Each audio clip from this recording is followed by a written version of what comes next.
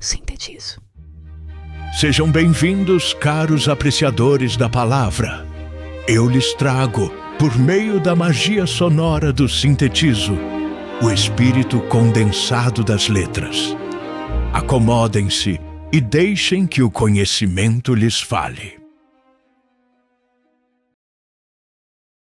Estamos em Londres, ou melhor, na faixa aérea 1, província da Oceania, no ano de 1984.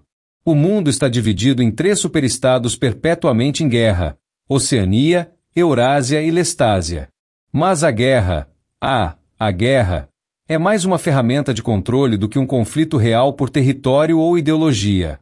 É um estado permanente, necessário para manter a estrutura da sociedade intacta, consumir o excesso de produção e manter a população num estado constante de medo e fervor patriótico. Em Londres, o ar é cinzento, pesado com cheiro de couve cozida e poeira de gesso. Os prédios são decadentes, remendados, sombrios. E por toda parte, absolutamente toda parte, cartazes exibem um rosto imponente, de bigode farto, olhos que parecem seguir você aonde quer que vá, com a legenda inescapável: o grande irmão está de olho em você. Este é o mundo de Winston Smith. Um homem de 39 anos, fisicamente frágil, com uma tosse persistente e uma úlcera varicosa que coça e dói acima do tornozelo direito. Ele é um funcionário mediano do Ministério da Verdade, um dos 4 ministérios que governam a Oceania. Os outros são o Ministério da Paz, que cuida da guerra, o Ministério do Amor, que mantém a lei e a ordem através da tortura e da lavagem cerebral, e o Ministério da Fartura, responsável pela economia e pelo racionamento constante. O nome do Ministério de Winston, como tudo na Oceania, é uma cruel inversão da realidade, um exemplo perfeito de duplo pensar. Seu trabalho, no Departamento de Registros, consiste em reescrever a história. Ele altera artigos de jornais antigos, discursos, fotografias, livros, qualquer registro do passado que contradiga a linha política atual do partido. O passado não é fixo, é fluido, constantemente refeito para servir ao presente. Se o partido decide que a ração de chocolate será reduzida de 30 gramas para 20, Winston não apenas anuncia a nova ração, mas altera os registros para mostrar que a ração sempre foi de 20 gramas. Qualquer previsão errada do partido é apagada. Qualquer pessoa que caia em desgraça, que se torne uma impessoa, é vaporizada, não apenas morta, mas eliminada de toda a existência registrada, como se nunca tivesse nascido. Winston é bom no que faz, mas cada alteração o enche de uma repulsa secreta.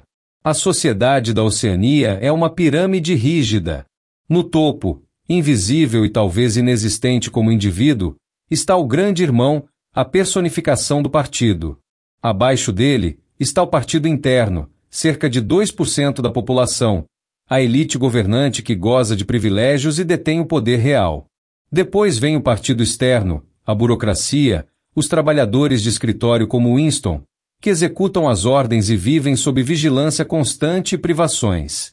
E na base, compreendendo cerca de 85% da população, estão os proles, a massa trabalhadora. O partido os considera inferiores, quase sub-humanos, e não se preocupa muito com sua ideologia, desde que trabalhem e se reproduzam. Eles vivem em pobreza, mas têm uma liberdade comparativa. Podem cantar, discutir, ter relações familiares mais tradicionais, frequentar bares. Winston, às vezes, deposita uma vaga esperança nos proles. Se houvesse esperança, pensava ele, ela residiria neles, na sua vitalidade não esmagada. Mas eles carecem da consciência política para se revoltarem. A vigilância é a pedra angular do regime. Telitelas, grandes ecrãs metálicos, estão instaladas em todas as casas dos membros do partido e em todos os lugares públicos. Elas transmitem propaganda 24 horas por dia, notícias de vitórias militares, estatísticas de produção infladas, hinos patrióticos, os 2 minutos de ódio, mas sua função principal é observar. Elas captam qualquer som acima de um sussurro, qualquer expressão facial que sugira dissidência. Uma carranca no momento errado, um murmúrio durante o sono, um tique nervoso podem atrair a atenção da temida polícia do pensamento. Os filhos são encorajados a espionar os pais e a denunciá-los. A confiança mútua foi destruída. O pensamento em si, qualquer pensamento que se desvie da ortodoxia do partido, o Socin, ou socialismo inglês, é o pior dos crimes. O pensa-crime. Não precisa ser expresso, basta que exista na mente para tornar alguém culpado. Para erradicar o pensa-crime, o partido trabalha incansavelmente na criação da novilíngua. Liderada por entusiastas como o colega de Winston, Sime, que Winston suspeita que será vaporizado por ser inteligente demais, a novilíngua visa reduzir drasticamente o vocabulário. A ideia é que, se não existirem palavras para expressar heresia, a própria heresia se tornará impensável. Conceitos como liberdade, igualdade, individualidade serão eliminados. A linguagem se tornará tão restrita que o discurso oficial será a única forma de pensamento possível. Outro pilar fundamental do controle mental é o duplo pensar. É a capacidade de aceitar simultaneamente duas crenças contraditórias como verdadeiras. Saber que o partido altera o passado e, ao mesmo tempo, acreditar que o passado sempre foi como o partido diz que é agora. Esquecer que se esqueceu algo. É uma ginástica mental constante, essencial para a sobrevivência e a sanidade dentro do sistema. Winston Smith, apesar de seu papel na engrenagem do partido, sente uma profunda aversão por tudo isso. Ele guarda memórias fragmentadas e incertas de um tempo anterior à Revolução, talvez da sua infância, uma vaga sensação de que a vida nem sempre foi assim, cinzenta e opressora. Ele anseia por verdade, por beleza, por privacidade, por uma conexão humana autêntica que o partido se esforça por aniquilar.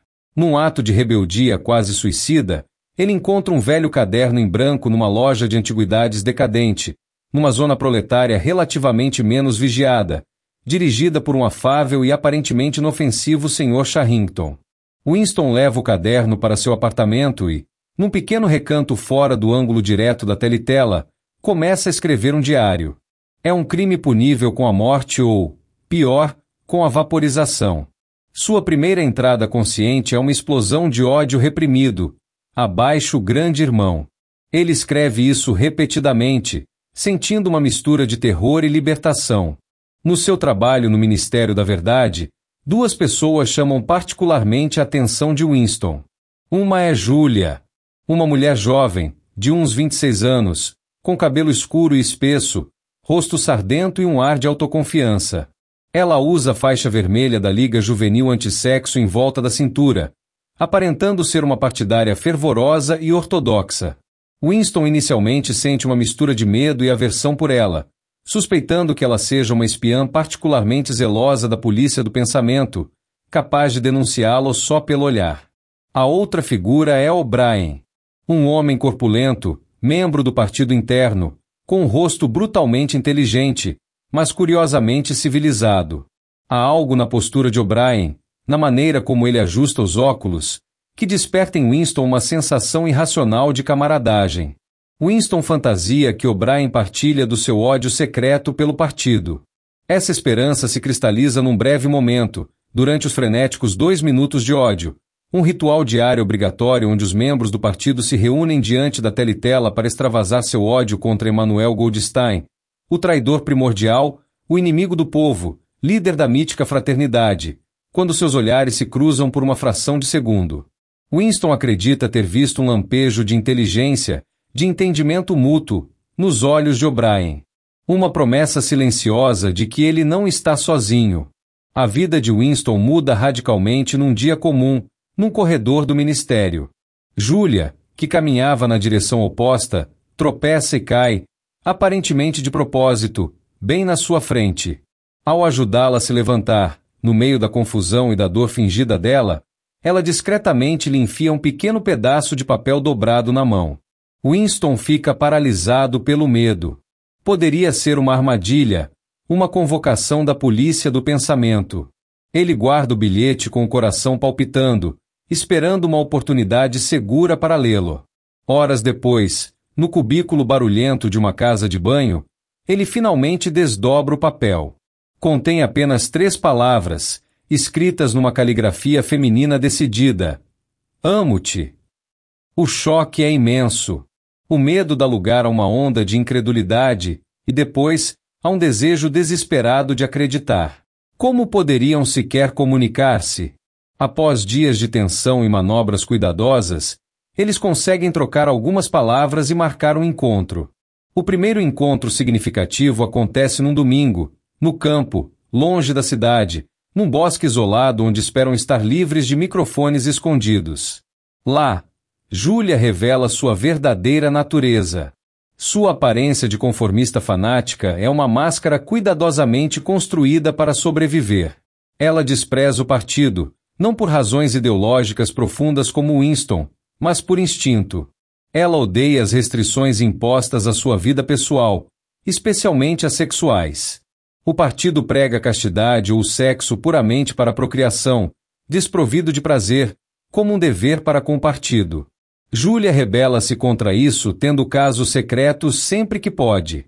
Sua rebelião é carnal, pessoal, focada em viver o momento e quebrar as regras pequenas. Winston e Júlia iniciam um caso de amor intenso e perigosíssimo. Encontrar-se é um desafio constante, exigindo planeamento meticuloso e riscos enormes.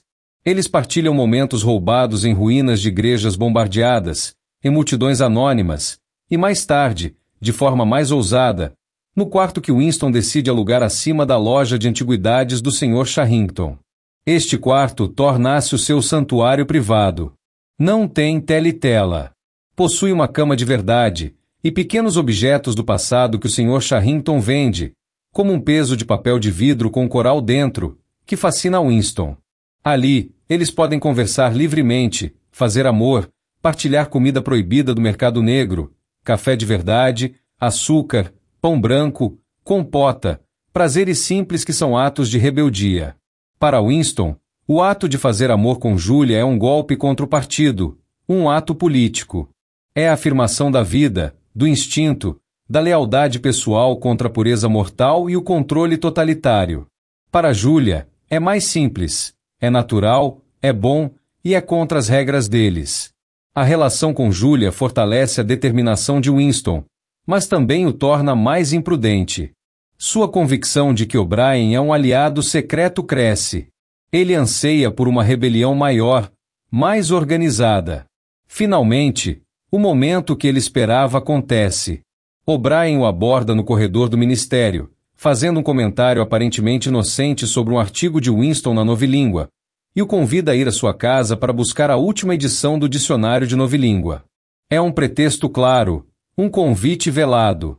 Winston, acompanhado por Júlia, pois decidiram enfrentar isso juntos, vai ao vasto e surpreendentemente luxuoso apartamento de O'Brien.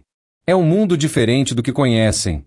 Tapetes macios, criados silenciosos, comida e bebida de qualidade. O contraste com a miséria do partido externo é gritante. O momento mais chocante chega quando O'Brien faz algo impensável. Ele vai até a teletela na parede e a desliga.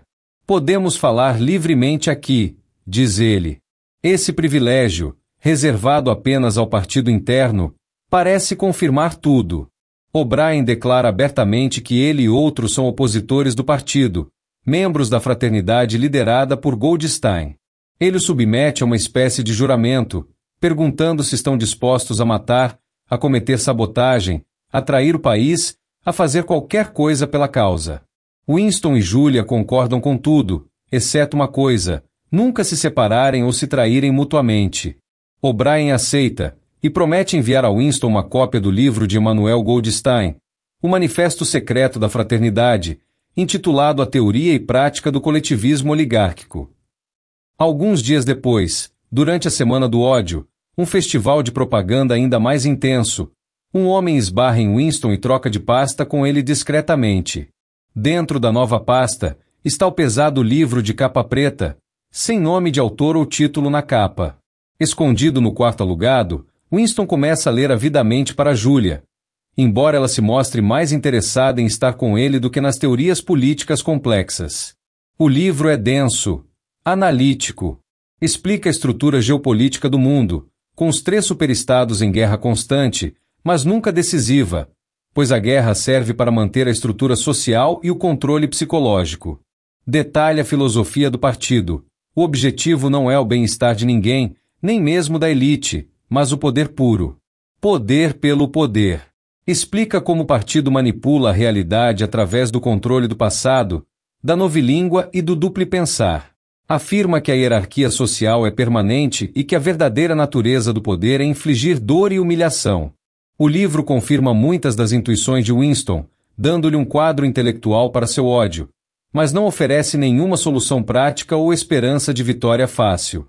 Enquanto Winston lê em voz alta, Julia adormece ao seu lado.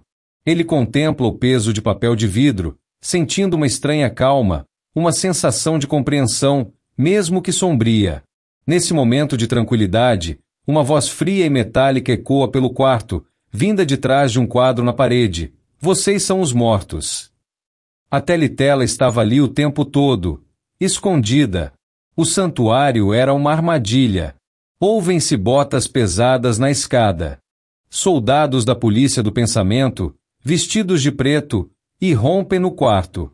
Eles destroem o peso de papel, símbolo da privacidade e do passado. Espancam brutalmente Winston e Julia, arrastando-a para fora. O Sr. Charrington, o simpático velhinho dono da loja, entra no quarto. Sua postura curvada desapareceu. Ele parece mais jovem, mais frio, seus olhos astutos. Ele era um agente da polícia do pensamento. Winston é subjugado e levado. A armadilha estava montada desde o início. Winston é transportado para o lugar de onde ninguém retorna inalterado, o Ministério do Amor. Ironicamente chamado, é o centro de interrogatório, tortura e lavagem cerebral do partido. Ele é mantido em celas onde as luzes nunca se apagam, perdendo completamente a noção do dia e da noite, do tempo decorrido. Sofre fome, sede, espancamentos aleatórios e agonia da incerteza. Vê outros prisioneiros, alguns conhecidos como Parsons, seu vizinho entusiasta do partido denunciado pela própria filha, outros estranhos, sendo levados um a um para o temido quarto 101, de onde retornam alterados ou não retornam. Finalmente, a porta de sua cela se abre e O'Brien entra. Por um instante fugaz, Winston agarra-se à esperança de que O'Brien também tenha sido preso, que a fraternidade exista e a luta continue. Mas essa esperança é esmagada instantaneamente. O'Brien não é um prisioneiro, ele é o engenheiro da tortura de Winston. Eles te pegaram há muito tempo, diz O'Brien calmamente, revelando que Winston esteve sob vigilância por 7 anos. A abordagem de O'Brien, o olhar de entendimento, o livro de Goldstein, tudo foi parte de uma longa e meticulosa operação para atrair, identificar e purgar os pensacriminosos. O'Brien revela que ele mesmo participou da escrita do livro de Goldstein, como isca. A fraternidade, como Winston a imaginava, provavelmente não existe. Começa então a fase final e mais horrível da reeducação de Winston. O'Brien alterna brutalidade física com longas sessões de debate filosófico e manipulação psicológica. Ele amarra Winston a uma máquina que lhe permite controlar precisamente o nível de dor infligida. O objetivo, O'Brien explica pacientemente, não é punir, nem extrair confissões. Winston confessa tudo rapidamente, mas curar. Destruir a individualidade de Winston, esvaziar sua mente de pensamentos heréticos e preenchê-la com a ideologia do partido. O'Brien quer que Winston veja o mundo como o partido o vê. Ele ataca a lógica de Winston, sua memória, seu senso de realidade objetiva. Quem controla o passado, recita O'Brien o lema do partido, controla o futuro. Quem controla o presente controla o passado. Ele força Winston a aceitar que 2 mais 2 podem ser 5, se o partido assim o disser. A realidade, insiste O'Brien, não é externa, existe apenas na mente humana, e a mente humana pode ser controlada. O poder do partido é absoluto porque controla a mente. Winston luta desesperadamente para se agarrar à sua sanidade, à sua verdade interior. Ele tenta argumentar, mas a dor e a lógica distorcida de O'Brien o desgastam. O'Brien lhe mostra seu próprio reflexo num espelho, um corpo esquelético, sujo, decrépito, com dentes faltando. Olhe para si mesmo, diz O'Brien. Esta é a última imagem do homem. O processo de reintegração, explica O'Brien, Tem 3 estágios: aprender, compreender e aceitar. Winston passa pelos 2 primeiros. Ele aprende como o partido funciona, compreende sua filosofia brutal de poder pelo poder. Mas no fundo de seu coração, ele ainda guarda um último reduto de humanidade, um último ponto de resistência. Ele ainda ama Julia. Ele não a traiu em seu coração. Percebendo essa resistência final, O'Brien anuncia que é hora de Winston ir para o quarto 101. Ele explica que o quarto 101 não contém simplesmente tortura física, contém a pior coisa do mundo. E a pior coisa do mundo varia para cada indivíduo, é o seu medo mais profundo e irracional. Para Winston, como O'Brien descobriu através de anos de vigilância e talvez dos pesadelos murmurados de Winston, são ratos. No quarto 101, O'Brien prende uma gaiola complexa ao rosto de Winston. A gaiola tem 2 portas, uma se ajusta ao rosto de Winston, a outra leva a um compartimento com 2 ratos enormes e famintos. O'Brien começa a explicar que vai abrir a porta que separa os ratos do rosto de Winston. O terror puro e absoluto toma conta de Winston. Ele sente os bigodes dos ratos roçando sua pele. No limite da sanidade, buscando desesperadamente uma forma de colocar outra pessoa entre ele e a dor insuportável, ele grita com toda a força de seus pulmões, a única traição que lhe restava: façam isso com a Julia. Façam isso com a Julia. Não a mim. Julia! Não me importo com o que fazem a ela. Arranquem o rosto dela, esfoliem-na até aos ossos. Não a mim. Julia! Não a mim. Com esse grito, a última barreira interna de Winston se desfaz. Ele traiu Julia. Ele traiu a si mesmo. O'Brien remove a gaiola. O processo está completo. Algum tempo depois, Winston é libertado de volta ao mundo exterior. Ele é um homem mudado. Fisicamente, recuperou algum peso, mas seus olhos estão vazios. Sua mente foi limpa, reescrita. Ele passa seus dias no Café Castanheira, um lugar sombrio conhecido por ser frequentado por antigos pensacriminosos que foram curados e agora aguardam o fim.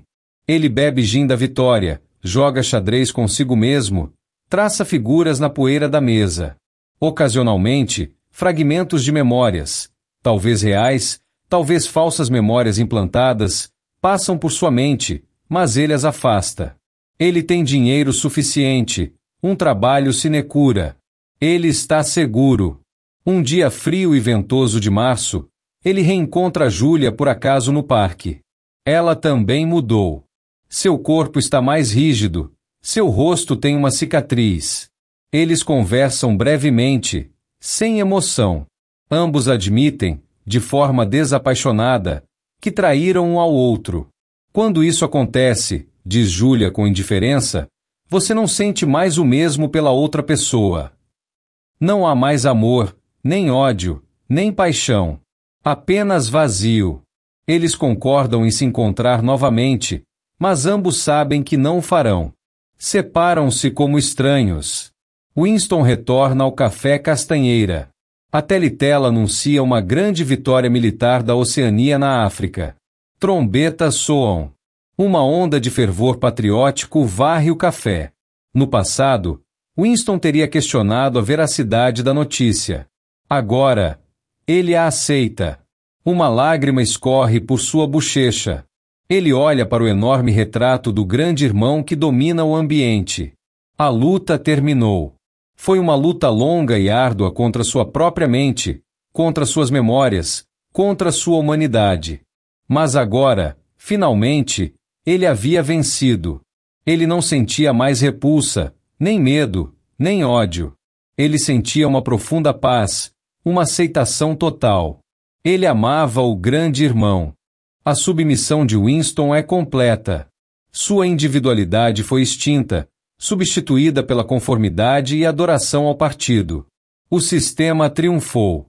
A história de Winston Smith é um aviso sombrio e poderoso sobre os perigos do poder absoluto, da vigilância estatal, da supressão da verdade e da linguagem, e da fragilidade do espírito humano diante de uma opressão sistemática e totalitária. O futuro que o partido desejava, uma bota pisando num rosto humano, para sempre, Parece ter chegado para Winston. Fim desta síntese. Para garantir a próxima dose desta conveniência moderna, procurem e sigam Sintetizo em vosso fonógrafo digital. Que seja grato pela audiência. Até logo!